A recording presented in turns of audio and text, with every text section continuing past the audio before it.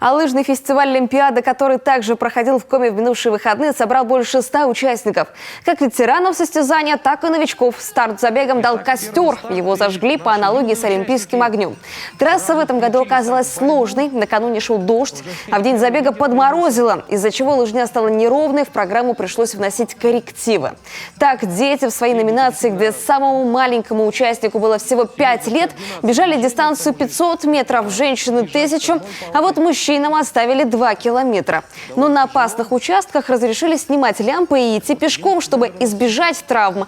Тем не менее, даже опытным спортсменам было тяжело справиться с ледяной трассой. Многие на финише падали без сил. Очень тяжело. Последние метры очень тяжело было. Ну, мы видели, как вы буквально вот так вот прям секунда в секунду с вашим соперником неслись сюда. Вы были большим молодцом. Что больше нравится, лыжи или лызи? Лыжи. Сегодня лыжи лучше катят. Лыжи.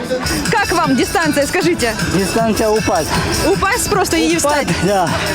Вообще неровно, одни бугры, но 2 раза падал. Трассу опробовал и глава Коми Владимир Уйба, бежал под номером 100 на дистанции 2 километра бок о бок с Афанасием Габовым, исполнительным директором Федерации национального вида спорта. По словам руководителя республики, Олимпиада – это настоящее испытание характера. На лыжах же вы наверняка катались. Что лучше, лыжи или лызи? Не, ну, разное совершенно впечатление. Лямпа – это особый вкус. Лыжи – это лыжня, это смазка, а здесь совсем все другое. Особый национальный вкус. Привкус. Привкус, да.